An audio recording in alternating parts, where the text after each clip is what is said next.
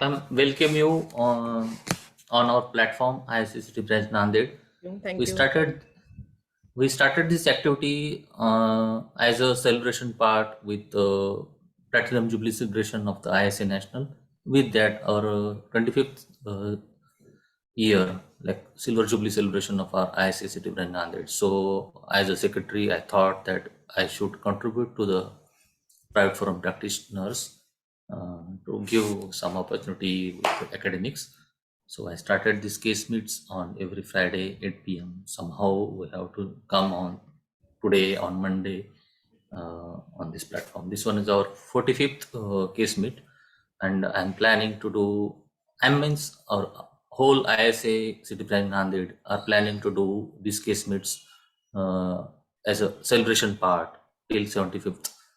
So today, guys, we have one of the best stalwart in our MSCISA chapter, Dr. Naina Dalvi madam. She's a very great listener, a very great teacher, very much good mentor also, because I am in IR, so she was the good mentor also. And she did a lot of work on even newer college like HBTMC, Hindu Hriday Samrat Basab Thackeray Medical College. She did a lot of work in that college also. She is actually professor. She did MDD, NB, FCPS, DA, MNMS, PGT, HM, PGT, MLS. She is a great human, and she always come for our support.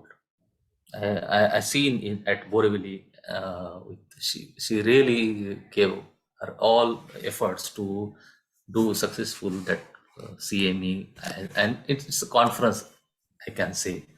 Ma'am has almost published 11 chapters in 5 NSA books. This was a very great thing you did, ma'am. Even with that, she's a certified BLS, ACLS, PALS, and CCLS instructor. With that, she did almost 30 publications in various journals. Very great achievements, ma'am, you did. But with that achievement, ma'am is doing very much good things like Service to Humanity Award in 2016 for contribution in starting HBTMC. Ma'am also got a Mayor's Appreciation Award in 2017. Ma'am is a NMC assessor for PG and NAB examiners. Ma'am was Secretary of Staff Research Society of Hindu Hriday Samrat Balasaheb Thackeray Medical College. She is also a member of Curriculum Committee and Medical Education Unit. And with that, she's doing Skill Lab Coordinator as with HBTMC. So, ma'am, I'm really appreciate your work. With that, I'm welcoming on our platform at ISA Nanded City branch, and I'm really appreciate your work with it from all our ISA Nanded City branch members. I will welcome you on this evening. Screen is yours, ma'am. Yeah. Please. Thank you, Dr. Sachin. So at the outset, first, thanks to Dr. Sachin Chandolkar for inviting me on this platform. He has been a very sincere student in Nair, and congratulations to ISA Nanded City branch for completing 25 years. I wasn't aware of that. So this is a very good activity you're doing for private practitioners, and he has told me many times, stick to basics, stick to basics. So I will stick to basics. And considering what private practitioners need, let's discuss that. Okay. Yeah. Let's not Thank you, ma'am. discuss Thank you. very hi-fi and very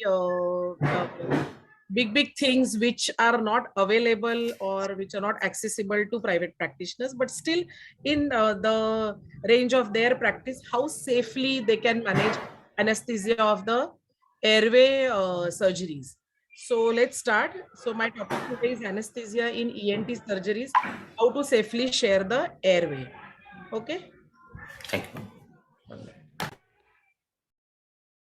Yeah. So the different ENT surgical procedures, you all know the list, right? From tonsillectomy, ear surgeries, nose surgeries, throat surgeries, thyroid, endoscopies, airway emergencies, lasers, laryngotracheal reconstructions. Now, all these surgeries, we have a varied age group ranging from pediatric to geriatric, and we have minor to supramajor surgeries. So the demand of anesthesia varies depending on the type of the surgery and the age group and the other problems of the surgery, whether it is an elective surgery or an emergency surgery. So just briefly in the beginning, let's go through the perioperative management in general about all ENT cases, and then let's discuss the problems and the remedies of specific cases. So how do we assess these ENT surgery cases? Similar to other cases, origin, duration, and progress of the disease itself. Along with that, we need to see what are the comorbidities which may affect our course of anesthesia. Related to airway, you have to see whether a patient is a smoker, has COPD, has asthma, airway sensitivity. Then if there are any addictions which may affect the airway, like tobacco chewing may cause submucous fibrosis, restricted mouth opening, smoking may cause increased air sensitivity. General examination, systemic examination, as we do in any other cases. Most important to us in these cases is airway evaluation, and that includes simple mouth opening, MPC, then your thyromental distance, hyomental distance, your neck extension, heavy chest, heavy jaw, all those things which will decide upon the grading of the difficulty of intubation or securing the airway.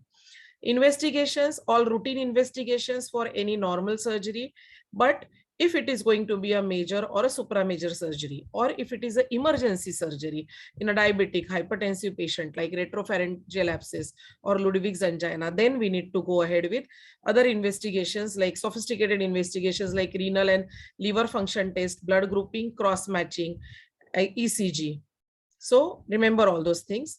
Anesthesia concerns in all these surgeries where we do share airway with surgeons is that we are competing that space within that airway with our ENT surgeons. So small space, our tube is there, our circuit is there, surgeons are handling the tissues there, they are manipulating the airway, they are manipulating the head, neck.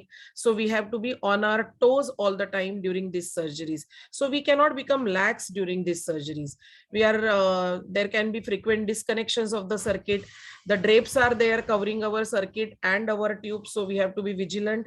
The head is moved, the airway is manipulated, so there may be kinking, obstruction, extubation, or endobronchial intubation accidental during the course of the surgery. We have to, at the same time, we have to look at the surgical field also. There has to be lesser bleeding so that the surgeons finish their surgery fast. So controlled hypotension has to be given. Vital structures are there in the vicinity. The nasal area is very vascular. When the surgery is going on larynx, there are vessels around it. The larynx is itself important. So we have to be careful about all these things.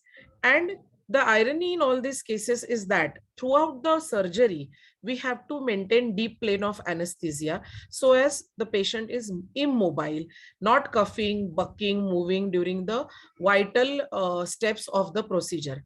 At the same time, when the surgery is over, we have to rapidly bring the patient out of the anesthesia. He has to regain his airway reflexes. And Ma'am, your screen is not able to seen by yeah, Manisha Ghosh, ma'am. others can see. Just can you please on reaction please do thumbs up like that. This I'm Yeah, just shared please this thing. see if others can see the screen. You do the thing. Sachin, you can Just see. I'm able to see, ma'am. Yeah, So just Manisha Ghosh, ma'am, just mentioned that yeah. So ma'am is can not others able see? to see. They can just raise the hand so that I can know. Yeah, 2 3 persons are, yes, ma'am. Yes, 2 3, yeah, it's visible now. it's No visible issues. now. Yeah. Yeah, yeah, Okay. yeah, yeah. Yeah. Thank you. Uh, so we were at the anesthesia concerns. 1 minute. Yeah. So at the end of the surgery, the patient has to be, so as we, if we compare our intubation and extubation to the plane taking off and landing, then the landing has to be smooth and not jerky. So the emergence also has to be smooth. There should not be any coughing, straining, and there should not be any blood secretion, vomitus at the end of the surgery, so that the airway reflexes are intact and the airway is clean and clear. So our plan of anesthesia should be accordingly managed so that we have a deep patient intraoperatively, but alert awake patient at the end of the procedure. So anesthesia techniques, we all know: local anesthesia or nerve blocks or general anesthesia. Now here, one thing I want to mention: in ENT surgeries, whether you are doing a case on only monitored anesthesia care where local anesthesia is given and you are just monitoring, still you have to be very careful and very vigilant. Let's see why. So preoperatively, we have to prepare all these patients with steroids, antibiotics, local anesthetic if we are giving local. Even under general anesthesia also, many times we ask them to give local anesthesia along with adrenaline so as to reduce the bleeding and so the pain is less. So all these drugs are needed for pre-medication. Analgesics, then bronchodilators if indicated. Patient has to be fasting adequately. If it is an emergency surgery, yes, you really can't help it, but otherwise patient should be adequately fasting. And the IV access is most of the times on the left side, depending on which part of the ENT, throat or nose where we are operating. So in local anesthesia, we know all the three drugs which we use: lignocaine, bupivacaine, and nowadays ropivacaine is very popular because it is not, it is very cardio stable. So we avoid the cardiotoxicity of bupivacaine. But I don't know, most of you may not be still having ropivacaine easily available in all your small nursing homes, and you might be using bupivacaine and lignocaine. All these drugs, we have to keep in mind that we have to calculate the maximum allowable dose before starting with the local infiltration. Even if your ENT surgeon is giving the infiltration, ask the nurse what concentration she has taken, how much drug she has taken. It's always a good practice to calculate and keep a watch on what is being given and how it is being given, whether the surgeon is aspirating before injecting, because all this area is very vascular, and then the intravascular injection is very common. Many times we see after adrenaline there is tachycardia, there is arrhythmia, and then you have to wait till the action wears off. So all these things are very important. Now whenever you are so the advantages of local anesthesia is that patient can tell you about the pain or discomfort, there is less blood loss, and recovery is faster, and so you can discharge your patient faster. But you have to keep in mind that you have to carefully select the patients. Not all patients can be done under local anesthesia. If you are doing case under local anesthesia with MAC or sedation, still you need to optimize the physical status of the patient. You need to see the strength of the local anesthetic solution and the dose of the local anesthetic solution. Untoward effects of local anesthetic drugs, we all know. It's in lignocaine, it starts with numbness of the tongue and lightheadedness. That's why I said that you have to be vigilant. So if there is intravascular injection or if there is toxicity, you will immediately catch it early and then you will treat accordingly. If there are respiratory problems, severe depression, you will intubate, ventilate, and start with the vasopressors if needed.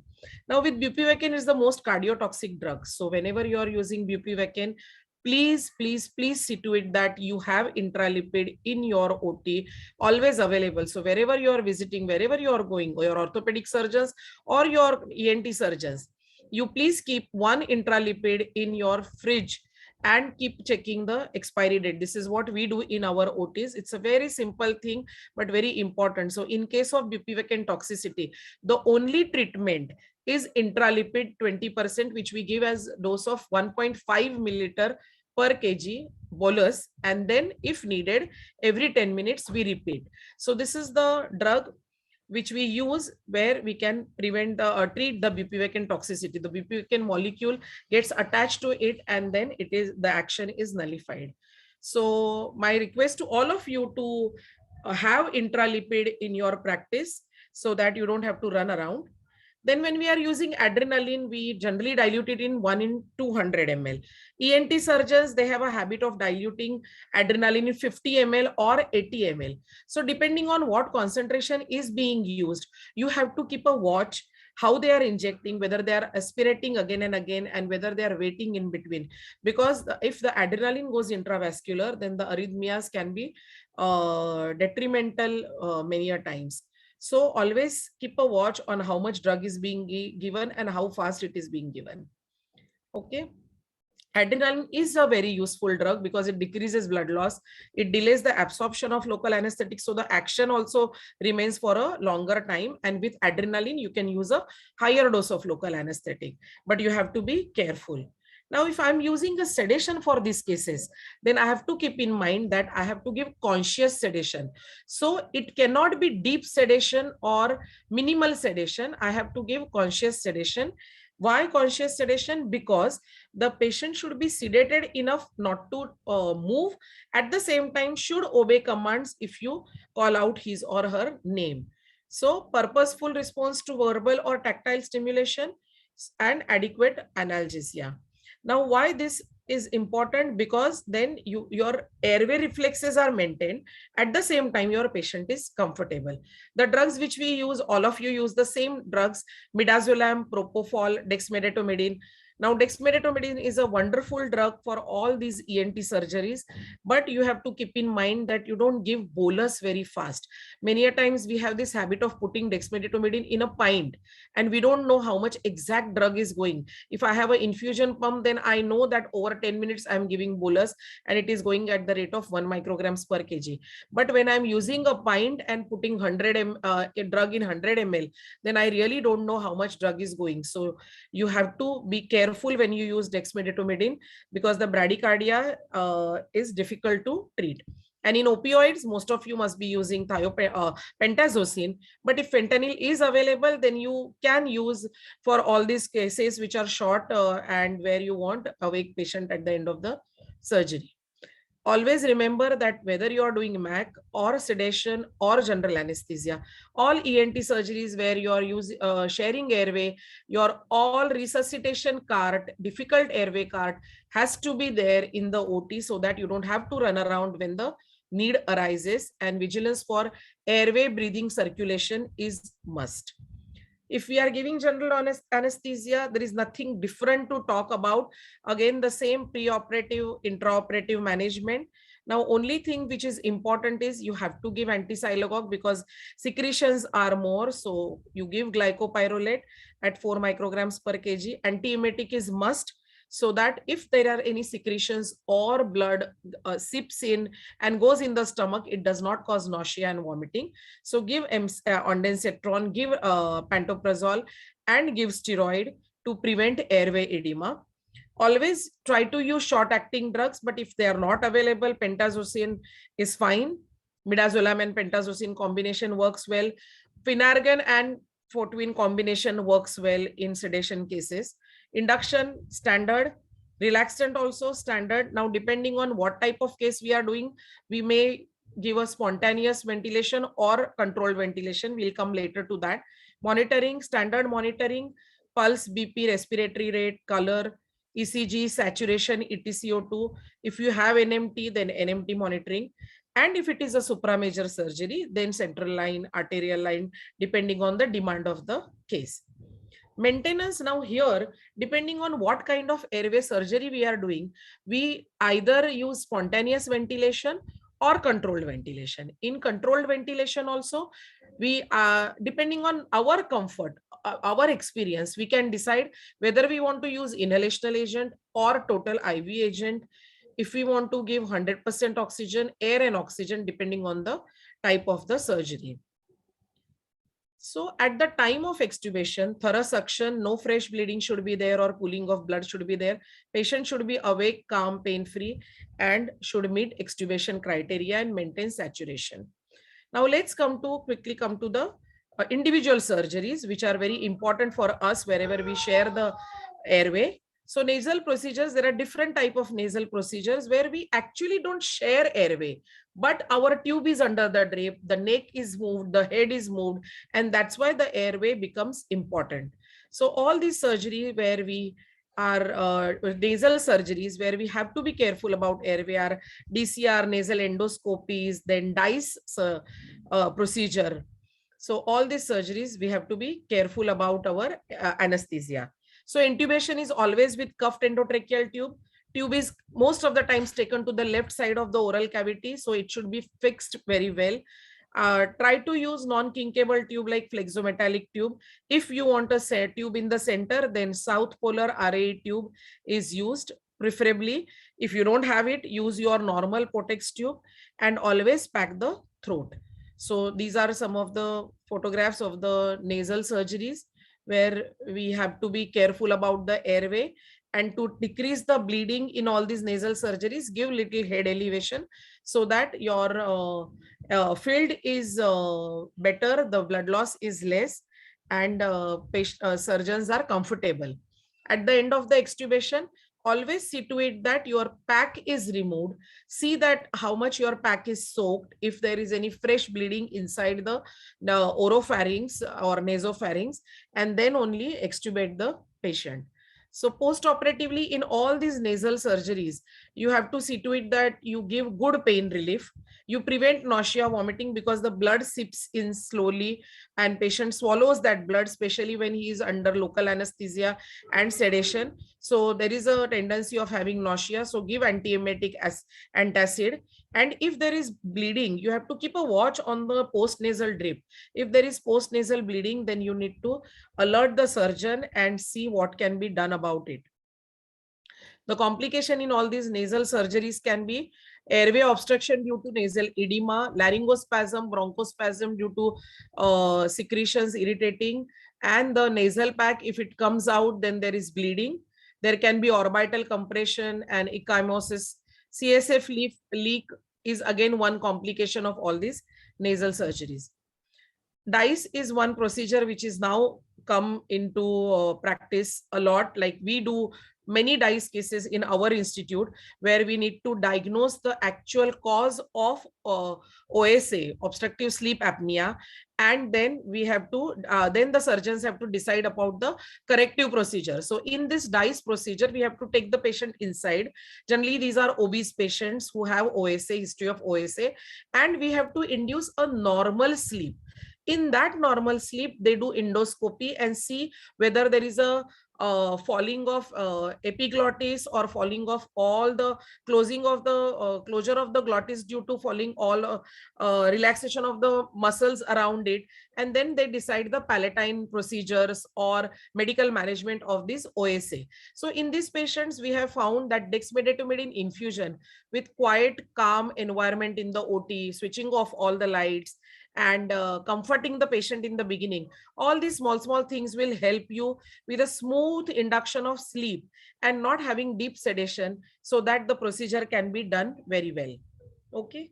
The nasal endoscopy, again, we share airway, so we have to be careful about the smooth emergence and recovery. So if it is MAC, you just have to observe the local anesthetic injection and monitor the patient. If we are giving sedation, dexmedetomidine is a preferred drug. If you don't have dexmedetomidine, propofol also can be used in sedation dose. And if you are giving general anesthesia, throat packing is must, and you have to see that your tube doesn't kink or disconnect or there is no airway obstruction. Okay, so then coming to throat surgeries, most important, most common, which we do day in and day out, is tonsillectomy. Now in tonsillectomy, our goal should be to have a comfortable patient, comfortable surgeon, and comfortable us. So there should be good communication between all the three involved parties. Even the child's parents also matter. For that matter, parents also should be included. We have to give good pre-medication and provide excellent surgical access. At the same time, we are sharing the airway, so we have to be conscious about the airway protection also. We have to give good analgesia, prevent nausea, vomiting, and airway management is also of utmost importance. So the concerns in tonsillectomy are most of the patients are of pediatric age group. They may be ASA grade 2 because of their recurrent infection. They may be malnourished, or they may be low weight for their age. Then they have recurrent URTI, recurrent LRTI. They may have associated syndromes sometimes, and you have to look for history of bleeding tendencies also. And if they have adenoids along with tonsil, then the parent will give the history of snoring also. That means they have OSA, so you have to be careful. Sometimes the tonsils may be kissing tonsil. The intubation may become difficult in those patients. So in pre-medication, oral midazolam can be given safely, 0.5 milligram per kg, but you have to give it in the pre-operative room well before starting the surgery, so that the child is calm and quiet when you take the child inside. We can, again, another good drug is pedicloryl, which is very famous. Syrup pedicloryl can be given, so that patient is quiet when we take the patient away from the parents. But if those are kissing tonsils, if there are large tonsils, or there is a history of OSA, then avoid all this type of pre-medication. The other pre-medication is midazolam. I can give orally as well as intranasally. The dose differs. Okay. Fentanyl lollipop, I don't think it's, I mean, I have not seen, I have not used, so I've just mentioned it. Dexmedetomidine also is a fantastic drug if you are giving it orally or nasally in the required doses. Patient is absolutely quiet when you take the patient inside the operation theater. Intraoperatively, again, as I said, for any airway surgery, you have to have all types of tubes. So preferred tube is our array tube, if not our regular endotracheal tube, which we use regularly. Suction, oral airways, have good IV access.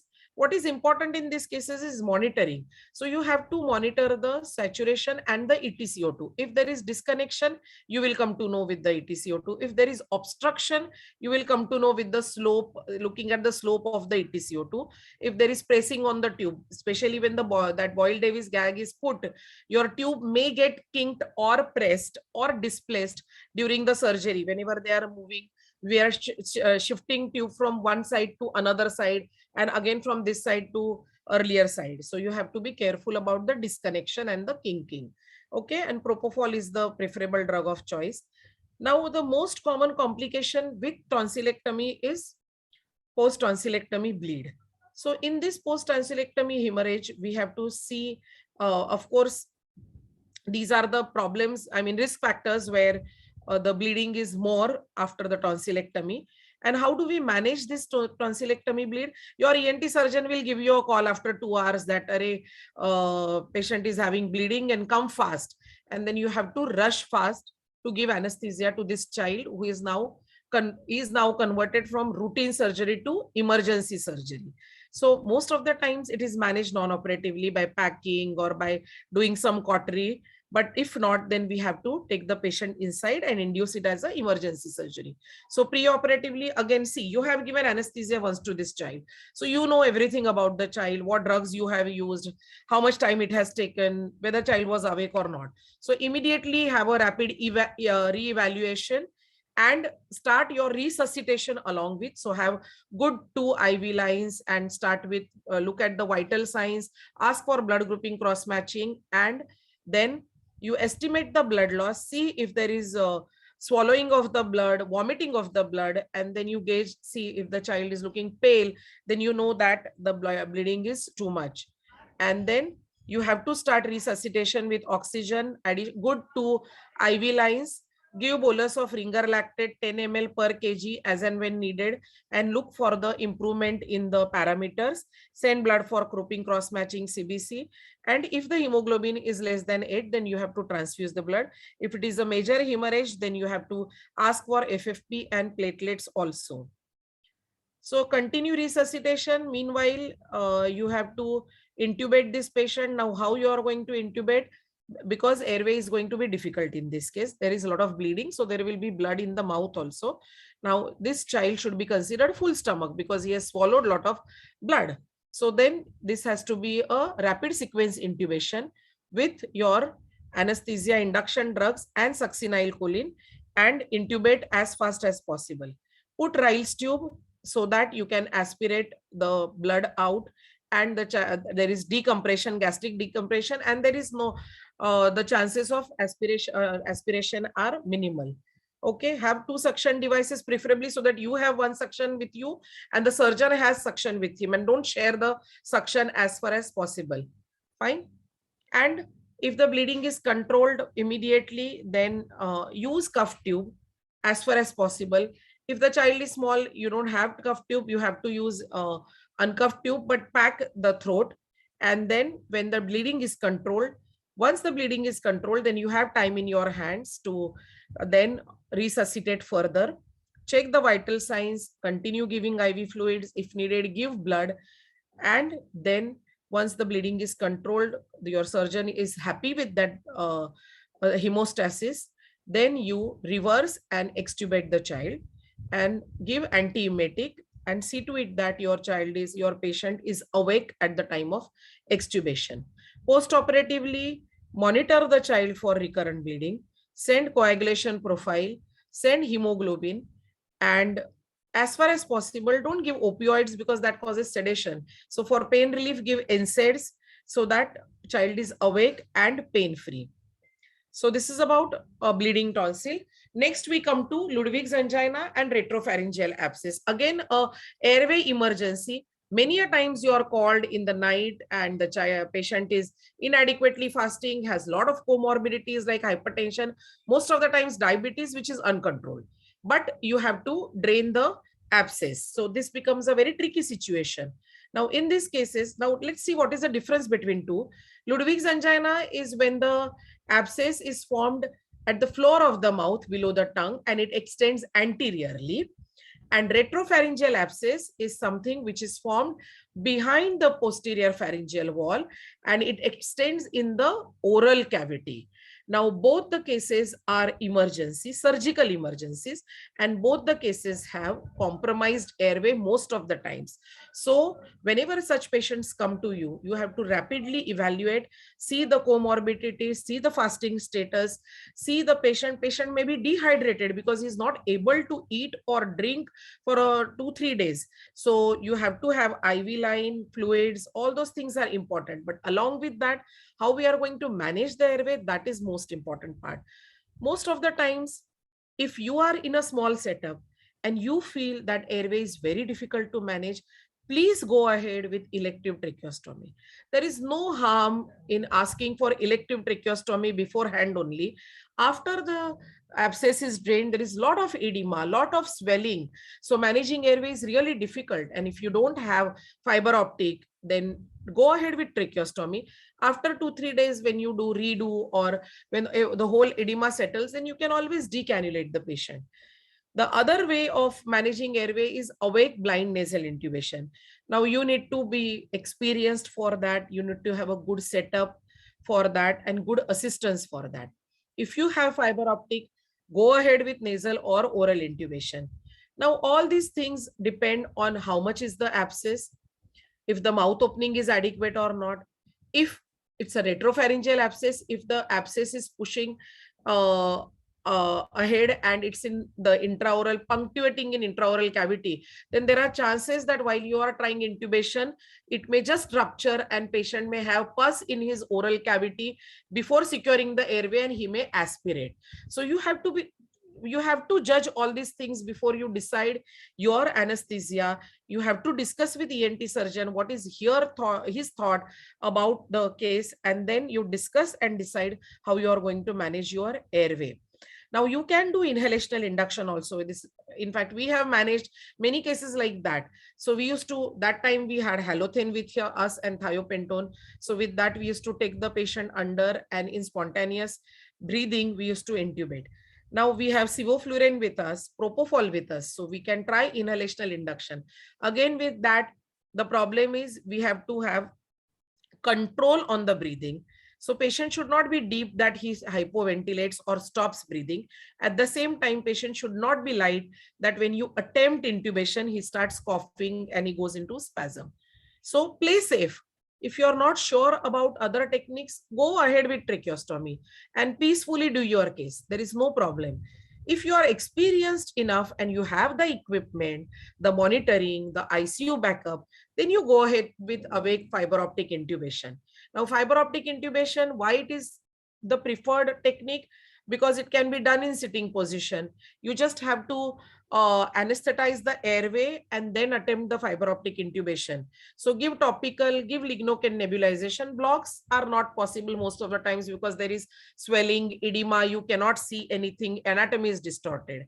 But always have ENT surgeon in the theater ready for tracheostomy in case patient goes into cannot intubate, cannot ventilate situation at any given point of time. And when you intubate the patient with spontaneous or with fiber optic, after the surgery is over, you have to take the decision of extubation depending on the extent of the abscess, the tongue swelling, the mouth opening, and then if needed, keep the patient on tube for some time, for a few hours till the edema settles, and then you can extubate the patient. Advisable tracheostomy is advisable, as I said, when fiber optic is not available, when you are not experienced enough to do fiber optic intubation or blind awake intubation, that is possible. And if the swelling is very huge with intraoral extension, if the patient is not fasting adequately, again, don't try many stunts in those patients. And dear friends, remember one thing, never fall prey to just a small nick. The ENT surgeon may be your spouse, maybe your friend, dear friend. He or she may say, I just need to take a small nick. No, if it is a small nick also, still you have to secure the airway. Because out of 10 cases, 9 patients will not have any problem. But the 10th one, which will have problem, you may land up in a legal battle. So you keep that in mind and secure the airway. Always try to call one of your friends with you in such kind of difficult cases. Always have a thinking brain with you. It's always better to share your earnings than rather than, later share your worries. So this is about all these intraoral emergencies. Another intraoral emergency or tracheal emergency is foreign body in the larynx. So we get so many patients, children with peanuts, marbles, then toys, then coins in the cricopharynx. We get adult population with dentures in the esophagus or fish bone in the esophagus. So all these cases come for bronchoscopy and esophagoscopy. So rigid bronchoscopy and fiber optic bronchoscopy. Now, where do we use rigid bronchoscopy? For removal of foreign body most of the times, for biopsy, taking biopsy in a carcinoma or a growth, those cases. Now, all these patients who are done with rigid bronchoscopy, we need to give general anesthesia because there is a lot of mucosal stimulation, there is neck extension, there is a rigid scope which goes inside the larynx, so can cause a lot of spasm. So you need to give general anesthesia in these cases. Fiber optic bronchoscopy is most of the times used for diagnostic purposes. We use it for seeing the ideal, to see the larynx. It's a fiber optic bronchoscope is small, can be done, bronchoscopy can be done in local, can be done in supine or sitting position. So that is used in securing the airway. And rigid bronchoscopy we use for foreign body removal and for biopsies. Now, something about high flow nasal oxygen before we talk about bronchoscopy. Now, the recent concept is that whenever you are doing these airway surgeries, if you want to have apneic oxygenation or if you want to achieve apnea for a longer time, most of the times we do this coin removal, even bronchoscopies with intermittent apnea and intermittent ventilation. So we ventilate, we give relaxant, ventilate with 100% oxygen, we move away, and the ENT surgeon does his work. So during that time, if you want to increase that time of apnea, then give high flow nasal oxygen. Why? Because when you give standard oxygen with your nasal cannula, the FiO2 which is achieved in only 0.4% or 40%. So if I want to increase the FiO2, I have to increase the flow rate. So we can increase that flow rate by using a equipment known as high flow nasal HFNO, which became popular during COVID. Right. So this is our HFNO machine where we can attach a nasal cannula and give high flow nasal oxygen. This nasal oxygen will continue to supply oxygen to the lung, and that will keep the oxygenation on during that intermittent apnea period also. And you can give more time to the surgeon to continue with this procedure. So now how we can give? Now, not everybody will have HFNO in their setup. So what we can do is use simple nasal cannula. Start with 4 liters oxygen. And as we anesthetize the patient, increase the nasal oxygen to 12 to 15 liters per minute, so that that oxygen is continuously going. Even when you are doing awake fiber optic intubation, give nasal oxygen continuously side by side, so that that oxygen with insufflation goes inside and maintains the saturation for a longer time. Okay. With that, let's discuss about bronchoscopy. You all know how we give anesthesia, so I don't have to teach about bronchoscopy. Let's just discuss what are the problems and how to tackle them.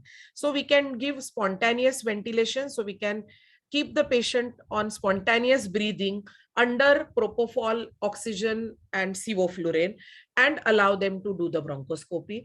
We can give apneic oxygenation, that is intermittently ventilate and allow them to do the bronchoscopy. Or the surgeon can use a ventilating bronchoscope, where there is a side arm to which we can attach the circuit and ventilate the patient. That is possible with ventilating bronchoscope.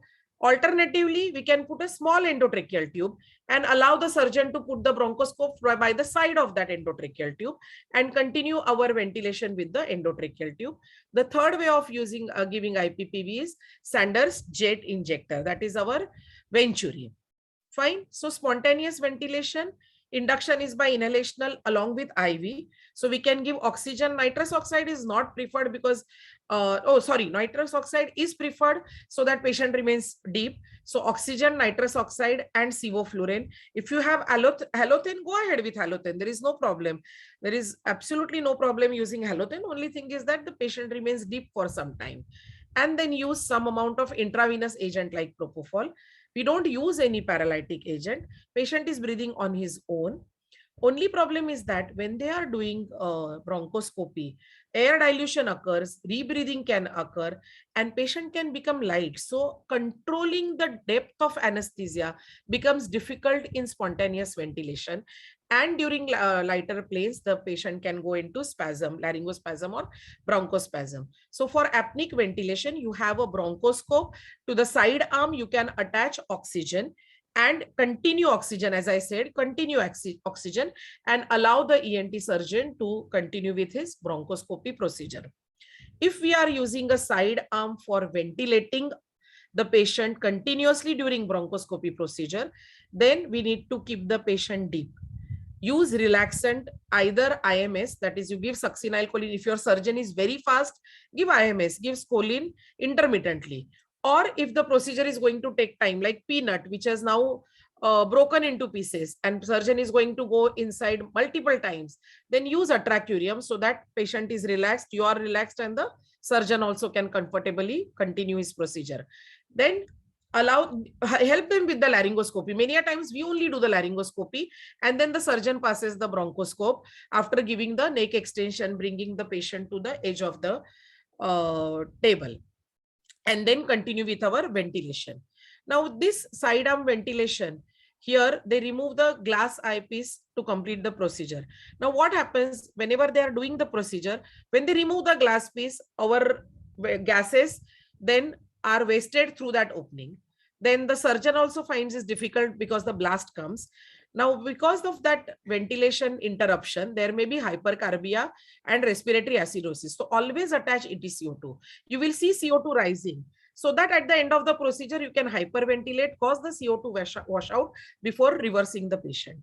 There is resistance to the ventilation whenever we are ventilating with this side arm. So you have to see to it that you ventilate properly. Sometimes the exhalation is not complete. So air trapping may occur, the intrathoracic pressure may increase. There are chances of pneumothorax when you are using side arm ventilating bronchoscope. So keep all these problems in mind, keep auscultating the patient, look for pneumothorax, keep a watch on your SpO2 and EtCO2 continuously. Other problems with this ventilating bronchoscope is that too much of OT pollution, you keep inhaling a lot of sevoflurane, you feel sleepy at the end of case. Then hypoxia may occur if they are doing suction again and again, putting the scope again and again. So you have to, many a times you have to ask them to stop also in between so that you can ventilate properly. And sometimes it may happen that foreign body may just go down because of your ventilation. Third thing is, hello, yeah. So third thing is Venturi. So with Venturi, there is a needle which is attached to the, hello. Yeah, so there is some disturbance. So when we are doing using a Venturi, this is the Venturi equipment. So in that we can continuously ventilate when when the person is doing, surgeon is doing bronchoscopy. So we can just put the needle in the bronchoscope from one side and use this pressure valve to regulate the tidal volume of the oxygen we are giving, the compressed gas which is going at the high pressure. Okay. Now, for jet ventilation, IV method is suitable. We really need not use inhalational. We can give propofol continuously, allow them to work and keep ventilating with the Venturi. Earlier, when we were residents or lecturers, we used to work, we used to do a lot of ENT cases, laser cases in ENT hospital, where we used to get many patients of multiple papillomatosis. And those patients we used to ventilate with jet ventilator. So problems with jet ventilation is that air dilution occurs. It may cause hypoxia. If the lung is not compliant, then inadequate ventilation. Because the exhalation doesn't happen properly, there is chances of barotrauma, gastric dilatation, and the mucosal drying is there. So, and jet ventilator may not be available always. That is also there in private practice. So this is just to complete the list, but keep in mind that you can use jet ventilator. Now, this was about bronchoscopy. Esophagoscopy, if the foreign body is in esophagus or coin is in cricopharynx, then anesthesia is standard. Only thing is that you have to probably put a smaller size tube. If the coin is in cricopharynx, most of the times we don't intubate also. We just anesthetize the child and allow them to do the, many a times we only do laryngoscopy and remove the coin, and or allow them to do the laryngoscopy and remove the coin. But whenever we are giving anesthesia, keep in mind that you have to have good depth of anesthesia. There should not be any cuffing, straining on the tube, because a rigid scope is there in the esophagus and may cause esophageal rupture or perforation if the patient moves or bucks at that time. So you need to ventilate properly and allow the surgeons to do the procedure without patient becoming light. So post-operatively, all these patients you have to manage well, and you have to monitor them for longer time. Give 100% oxygen, check laryngoscopy and do suction under laryngoscopy. See that there is no bleeding, no edema, and extubate the patient only when he is fully awake. Give lateral position and humidified oxygen and nebulization. Last is laser surgery. Laser surgeries, you all must be doing a lot of laser surgeries. Now here, I will just tell you a few anesthetic considerations. In laser surgery, you have to keep in mind that regular rubber tube or our usual endotracheal tubes can catch fire easily with the laser beam. So you have to avoid it by wrapping your tube with aluminum foil or copper foil. Nitrous oxide supports combustion, so use air and oxygen. Ideally is helium and oxygen. We don't have helium, so use air and oxygen so that your oxygen FiO2 is minimal, because again higher concentration of oxygen will help in catching fire. So don't use nitrous oxide, use air along with oxygen. And whenever you are doing laser, if it is a very small surgery, small nodule or just small lesion, then you need not intubate the patient. You can just ventilate, give apneic oxygenation and allow the surgeon to do the laser surgery. If you are using an endotracheal tube, then wrap it with the various material. or if possible, use a non-combustible tube. So the two tubes which are very much popular here in Mumbai, which we use regularly, we use this Teleflix tube in our OT. So this is a cuff in cuff tube where the inner cuff is filled with air and outer cuff is filled with saline. So if at all the outer cuff gets punctured by laser beam, the saline comes out, there is no fire, and the inner cuff is there to protect the airway. Now then there is this other type of tube. There are again two, this is a rubber tube. This is a malleable stainless steel tube which has two cuffs, one after another. So with laser, if the upper cuff is damaged, at least the lower cuff is intact and the airway is protected. Along with that, keep in mind that use saline soaked patties around the tube, because whenever, if you are using normal tube, red rubber tube or Portex tube, though you cover the whole length, your cuff is unprotected. So always inflate the cuff with normal saline. And if there is puncture also, then you need to change the tube if you're using a normal tube. If you're using laser tubes, then there is no problem. Ventilation, if I'm not using a tube, intermittent apneic ventilation. If I'm using a laser tube, take all precautions. If I'm using a normal tube, again, you have to be more cautious. In case of laryngectomy, where you know that patient is going to go on tracheostomy, have a tracheostomy preoperatively so that you avoid all other problems. Now, in case of fire, if at all fire occurs, remove the tube, ventilate the patient with 100% oxygen, give steroids, secure the airway, and then ventilate. Okay. Now, with this, now after discussing all these surgeries where we share the airway, one last thing which I want to tell you is get familiar with all our difficult airway guidelines. Our own Indian guidelines are there, IDA guidelines 2016. Why I'm saying that get familiar? Because these guidelines will always help you organize your thoughts at the beginning of any difficult airway case. It is like a path. It shows us a path that how many attempts you can do, where to stop, where to go to plan B, where to go from tube to supraglottic airway if device. If not that, then where to go to tracheostomy, when to call help. All these things are given in a very systematic manner, and they will help you organize your thoughts as well as organize your OT equipment, your anesthesia card, difficult airway card, as well as your crash card.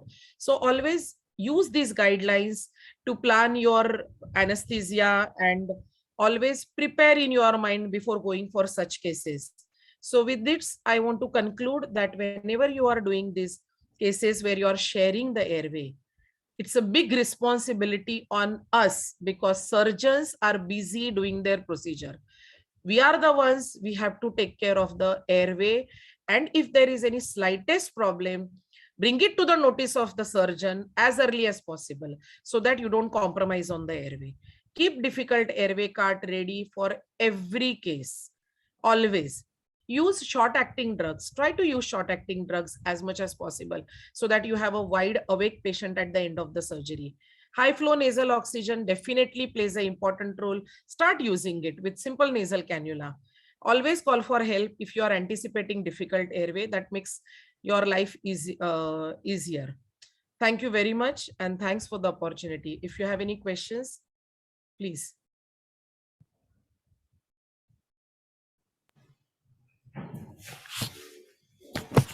Thank you, ma'am.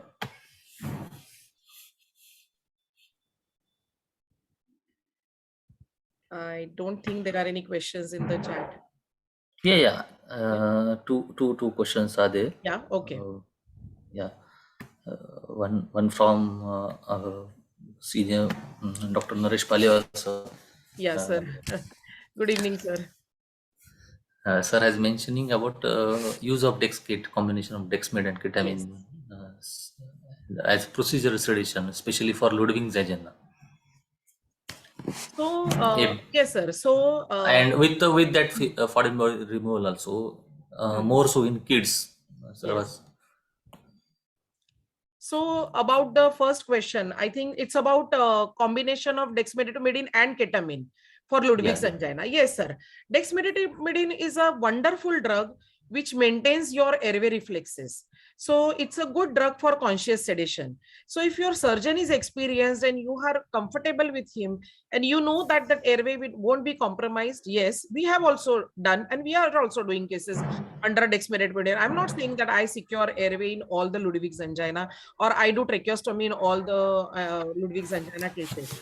So this can dexmedetomidine along with ketamine acts beautifully, maintains airway very well, airway reflexes very well. Pain relief is excellent.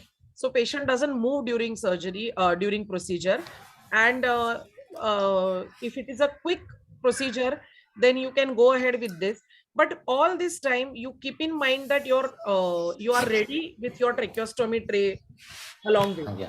Yeah. So if at all airway is compromised, sometimes it may happen that your abscess may rupture inside the mouth, and there may be chances of aspiration. The patient may aspirate. Then you will have to secure the airway in emergency. Okay. And what was the second question, Sachin? Ma'am, before that, I want to Yeah. share one thing that my wife having vocal nodule at Okay. almost 5-6 years back. Yeah. We went to Bombay Hospital, and they, For I laser. learned that yeah, for laser. Yeah. And that was the smiling face, and some sticker will put on the patient that you cannot talk for 24 hours, 48 hours, like that. Yeah. Okay. And I'm really lucky that one of the freelancing practitioner, very old person, I am not remembering that name also, but he shared a lot of things with on these issues. Yeah. That sharing the airways with a surgeon. I'm on that note. I want to ask you a question. We are now I'm very much luxurious period. I mean to say that we are using rocurium or atracurium like Yes. drugs that are very fastly reversible. Yes. But what about sedation part of the patient? That was the not happening now also.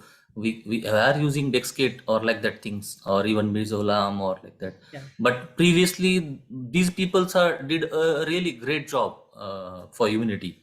Nowadays, what part of sedation you are using as a ultra short acting drugs with So in okay, I'll tell you. See, in our institute, we have fentanyl available because for government and municipal medical colleges, the license is not needed now as per the new amendment. So okay, ma'am. procuring fentanyl has become very easy for us. So we have fentanyl. So generally for all these cases, we use fentanyl, midazolam. We may use or may not use. If I'm starting dexmedetomidine infusion, then I don't use midazolam. And along with Okay. midazolam, dexmedetomidine or midazolam, we use fentanyl and some amount of ketamine. So for sedation, if I'm using or doing the case in TIVA, then some ketamine. I think that much is enough for this. Only thing is that your airway should not be compromised. Okay, ma'am. But then anyway, when So there is severe compromise of the airway, we go ahead with tracheostomy. yeah, We yes. don't hesitate in asking for tracheostomy, though I work in an institute where I have everything available. Yeah, Because yeah. certain cases you really cannot compromise. So in private probe point of view, I am asking this question because Yeah. we have to run for next case. Yes, I know. So that patient should be awake. He should Awake. answer. So Yeah. dexmedetomidine really acts very well. Dexmedetomidine, Yeah. and if you get fentanyl, fantastic. Because again, pentazocine acts for a longer time, and you don't Yeah. want that. You want your Yes. patient awake. So dexmedetomidine is excellent. You can ask the surgeon to spray local or give some local. But again, when there is an abscess, that local hardly acts. Yeah. Yeah. Yeah. Yeah. Next question I will take, ma'am. How to prevent gastric insufflation in these procedures by Dr. Swati Shaw, ma'am. Yeah. So all these cases when we are worried about gastric insufflation or gastric dilatation, always put a rice tube inside and decompress. Let the RTB open. So if the gases are going inside, at least the stomach is completely getting decompressed. I have a policy of giving antiemetic at the beginning of the surgery so that the gastric motility is increased and gastric emptying is also faster, and give antacid. Fasting, yes, see that there is not too much of fasting also, because that causes a lot of acidic secretions, and that also can lead to aspiration. So there you have to see to it that you give oral liquids 4 hours before, so that there is not much of acidity, and give antacid and give antiemetic as a rule to all the patients, all these patients. Yes, Yeah. yes, ma'am. Yes. Yeah, Simple things, but will definitely help you. yeah, even you can ask to surgeon that that what I meant to say is scope. You can Yes. extract your scope for a while, and Yes, then for a while, it will and then be. you can ventilate. Definitely, Yeah, yes. yes. If you are feeling that Uh, your stomach is inflating. Yeah, very high. Yeah. Our senior member, previous secretary, our ISCT Brand Nanded, Dr. Dhananjay Masal, were asking Hello. how you prepare nasal track for nasal intubation. Did you go ahead directly with nasal intubation, or you secure airway with oral intubation and go ahead with nasal airway? No, whenever I want to do nasal intubation, then generally, see, we have fiber optic. So we nowadays do fiber optic only. So Yeah. in these patients, if I'm doing a fiber optic, then giving blocks is not possible. So we pack the nostril with adrenalized local anesthetic and then give nebulization. We give good nebulization outside the OT for 5 minutes with lignocaine. And that nebulization really acts very well, and that anesthetizes the tract. So we don't do oral intubation and then go ahead with nasal intubation. We do awake fiber optic intubation, nasal intubation. Yeah, I'm remembering nowadays Yes, whenever we go for nasal airway, the junior will do nasal what meant to say nebulization of that yes, patients. nebulization. Yeah, That we used yeah, to yeah, use yeah, that time also. Yes. yeah. We are Then the so much strict lignocaine on. spray came. So then you Yes, can just put a tongue depressor and spray your posterior pharyngeal wall. But otherwise, nebulization, if you give by clock for 5 minutes, only thing is yes, that you yes. don't have to, you should not exceed the maximum allowable dose. I mean, don't go very high on the dose because the absorption is also faster and patient should not have toxicity. So pack and then you can give I want to share with all of you. Ma'am, just share with all viewers what you use for nebulization in these procedures cases for nebulization yeah. for So nasal intubation. yeah, so we for nebulization we take whatever preparation we have this local anesthetic available, that we take around 1 cc and double diluted. So we have 2% lignocaine or 4% becomes a little more. So 2% lignocaine, around 4 ml total volume, and then you can nebulize. Only thing is that give nebulization in sitting position. If you keep him in reclined or supine position, the nebulization is not effective. So patient has to be sitting for the nebulization to act well. And always give anti-silagogue drug. Earlier, when we used to do cases, we used to give intramuscular atropine half an hour before the surgery. Yeah, yeah, Now secure IV and give glycopyrrolate IV. Because if you have too many secretions intraorally, if there are a lot of secretions, then your nebulization, the drug does not act well because it is not absorbed yeah, by the yeah, nasopharyngeal and noropharyngeal area, because there are a lot of secretions and the drug doesn't act well. So that you have to be careful. So always give anti-silagogue before doing going ahead with anesthetizing the airway tract. yeah. This is the thing you should must remember for all of us. Uh, our own member from Nair, Avijit Nair, Oh, I have everybody. seen it. Sorry, Abhijit must be having a very difficult question for me. yeah, yeah, yeah. And he's asking, "Good evening, ma'am. You have Hi, covered the good evening. topic Good very evening.